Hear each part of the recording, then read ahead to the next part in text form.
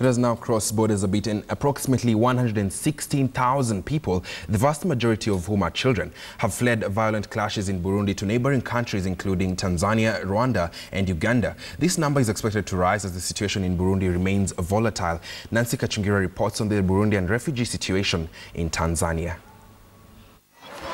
They make the journey by boat. Nearly 47,000 refugees fleeing violence back home in Burundi have arrived in Tanzania, most of them gathering at the Kagunga reception area on the border with Burundi before being transported by bus to the Nyarugusu camp 150 kilometers away. Most of them are children. This is largely a crisis facing children. 83% of the population on the move that had been registered in Tanzania are children. You would know that with children, they have vulnerability to many things. The dislocation itself, we have at least 1,200 children who have been screened here at the stadium, who are unaccompanied or separated from their parents.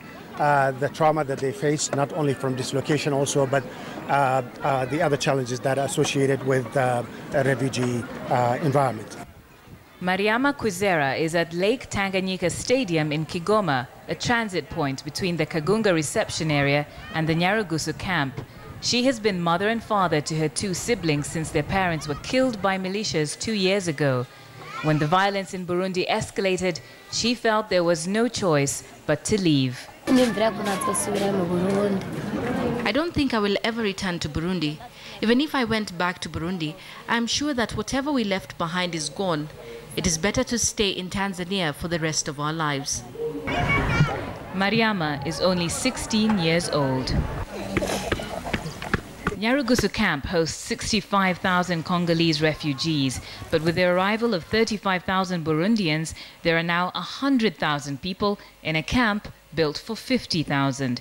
The sudden increases in population in Kigoma have resulted in dire conditions, very limited access to clean water, poor sanitation, and inadequate access to basic healthcare services.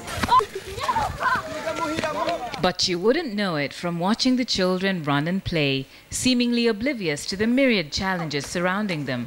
The latest one, a cholera outbreak. More than 4,000 cases and 32 deaths have already been reported, but aid agencies are optimistic as the number of new cases begins to fall. A mock fight between two young boys in Nyarugusu camp makes for an unsettling parallel of a much more serious situation in the home they have fled.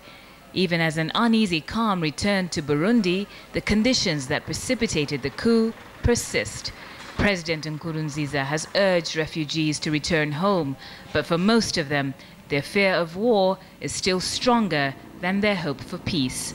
And so the buses into Kigoma continue to fill up.